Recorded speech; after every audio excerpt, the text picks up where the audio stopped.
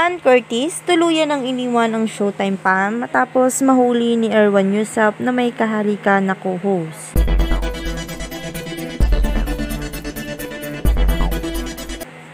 Usap-usapan ngayon ang pagkawala umano ng aktres na si Ann Curtis sa Showtime na halos mag-iisang buwan na rin daw itong hindi na mamataan sa show na Showtime. Kaya naman maraming fans ni Ann Curtis ang nakakamiss sa kanya. Naging palaisipan naman sa marami ang hindi raw nito pagiging aktibo ngayon sa social media. Malakas naman ang espekulasyon ng iba na baka may mabigat daw itong pinagdadaanan ngayon.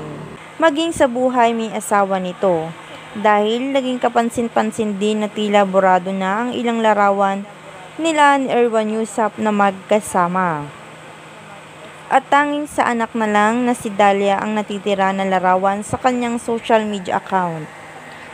Ngunit mapagpasa hanggang ngayon ay wala pa rin ang makapagsabi kung bakit bigla ang nawala si Ann Curtis sa show na It's Showtime. Kasabay ng pagkawala ni Ann sa Showtime may lumalabas na balita na umano'y si Bella Padilla na ang bagong magiging kapalit nitong host. Tanong tuloy ng marami ay kung hindi na ba raw talaga babalik si Ann Curtis sa show na It's Showtime. Maging ang mga kasamahan nito na co-host sa Showtime ay tikom ang mga bibig at walang makapagsabi kung nasaan na nga ba ngayon si Ann Curtis at bakit umalis ito sa show na It's Showtime.